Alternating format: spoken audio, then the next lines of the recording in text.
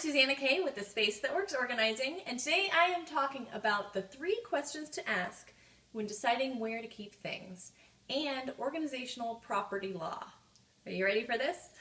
Now, whenever you're trying to decide on where to store an item, there are 3 questions that you should ask yourself first.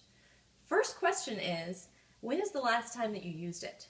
If it was maybe a rice cooker or some strange craft item, possibly you've not even used it for a year.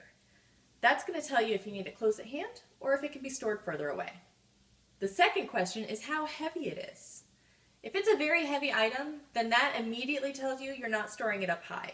It's going to be stored lower to the ground.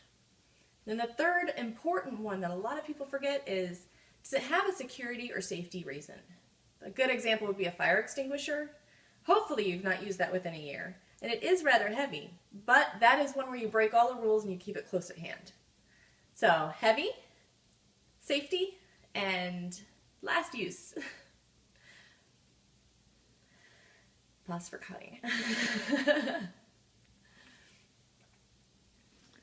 So those are the 3 questions that you're going to want to ask yourself before you even start to decide where to keep something. Next, my organizational property law is what I call it. I determine the location for items based on what type of property that location is. For example, in a closet, beachfront property is the highest value property. That's any property that you can reach, either in a closet, on a workspace, in a cabinet, that you don't have to get on your toes or bend over for. If you can reach it easily without bending or leaning, that's beachfront property. That's your most valuable property. The things that go in that area are what you use the most often. Again, aside from heavy and aside from security uses, if you're using it the most often, it goes beachfront. The second level is countryside. Now, I love the country. There's nothing against it, but it's a little harder to get to, and it's not quite as convenient when you do run out for groceries.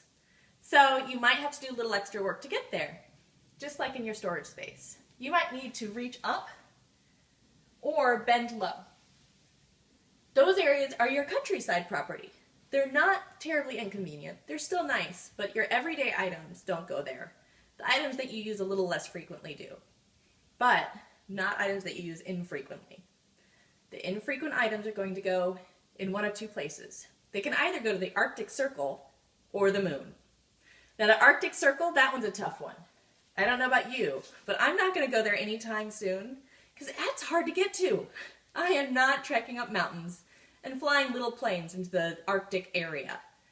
So the Arctic Circle is somewhere where I would have to get out a stepladder, or I would have to bend down really low and crawl on my hands and knees to get to, or some other uncomfortable way of getting to it.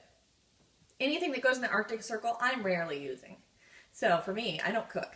So you know that my crock pot or my roasting pan, those are in my Arctic Circle. That's a good example of the Arctic Circle. So what's the moon?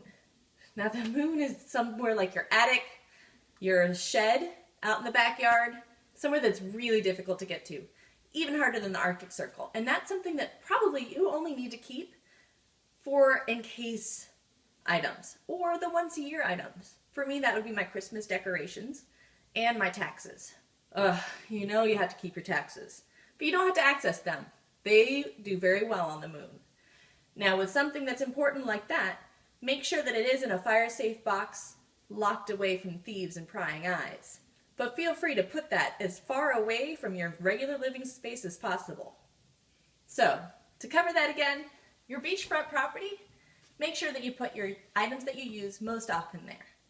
Your countryside properties are also good places for the things you use frequently but not every day.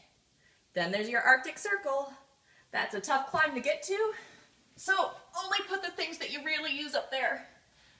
And then the moon, put everything that you don't want to use more than once a year on the moon. That should help you make a decision as to where to keep your important items. For more information, follow me on my website, www.aspacethatworks.com, or find me at Facebook, Susanna Kay Organizer. That's all for today, and I look forward to seeing you soon.